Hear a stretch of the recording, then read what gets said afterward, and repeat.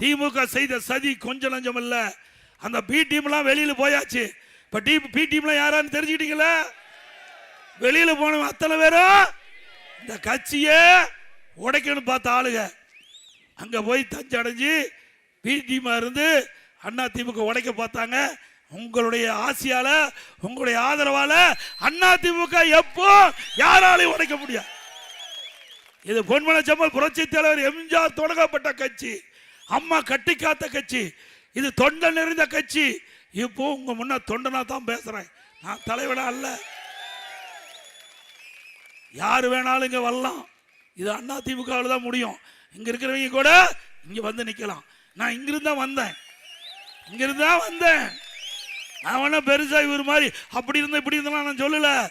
நான் சாதாரண தொண்டன், கிளை செயலாளர், ஒன்றிய பொறுப்பு, மாவட்ட பொறுப்பு, மாநில பொறுப்பு, எம்எல்ஏ, எம்பி, அமைச்சர், அப்புறம் தான் முதலமைச்சர், படிப்படியா உயர்ந்தவர். இன்றைய தினமும் ஒரே தொகுதியில் 11வது முறை நிற்கிறேன். எடப்பாடியில 11வது முறை நிற்கிறேன். போன முறை 94,000 ஓட்டுல என்னை ஜெயிக்க வச்சாங்க. 10 நடந்த முடிந்த நாடாளுமன்ற தேர்தலில் 45,000 ஓட்டு என்னுடைய தொகுதியில் ரெடி. இப்படி மக்கள் நேசிச்சா, மக்களோட மக்களா வாழ்ந்தா, மக்களுடைய பிரச்சனை உடனுக்குடன் தீர்த்தா, மக்கள் நம் குடும்பத்தில் ஒருவராக நினைக்க வேண்டும்.